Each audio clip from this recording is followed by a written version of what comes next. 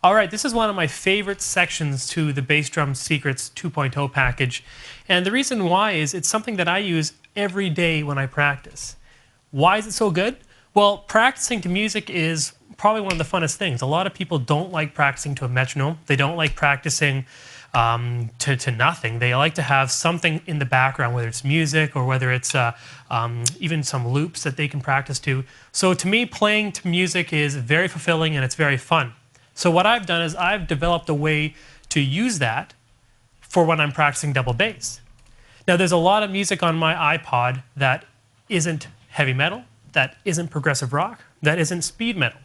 So what I do is I find a subdivision within that song that I can play to with my double bass, and I'll play the whole song with it, or I'll play different parts with it. I'll try and add in double bass fills when there isn't any in the song. It is a very cool concept to do, and it's something that I encourage you guys to do, because once you start doing it, you'll realize that it's a lot more fun to practice than to a click track. Okay, so how do you actually utilize this technique, and how do you actually start practicing to a Shania Twain song with double bass, or a Blink-182 song with double bass? Basically, what you do is when you put the song on, you want to try and figure out what the tempo is. You don't have to tap it out, but just be conscious about the tempo and be conscious about how fast you can play. If the song's at a tempo where you can play 16th note double bass, and that's your max, perfect. So play the song with as much 16th double bass as you possibly can. If the song is tricky to play 16th note double bass, try maybe doing 8 notes, and then for the chorus add in the 16th notes to challenge yourself a bit. Or maybe try going from 8 notes to 8 note triplets to 16th notes. There are many different subdivisions that you can work with, and almost any song that you hear, you can find something that's challenging, and you can find something that's very fun to play too. So what I'm going to do for you is I've got one of my tracks from the band that I'm in called Yuka, and it's at about 147 beats per minute. So for me, that's a very comfortable tempo to do 16th notes. So when I'm warming up, I'll throw this song on, and I'll practice playing as much 16th note double bass as I possibly can. Now when you watch me play this song and you know the song on the actual CD, you'll notice that the beats are nothing like what the song is called for. And the reason for that is I'm trying to play as much double bass as I can. Now this is going to increase your speed, this is going to increase your endurance, and your creativity. You're going to notice that you're going to be playing a lot of cool hand-to-feet combos and double bass fills and double bass beats that come to you as you're playing these songs that don't normally call for double bass.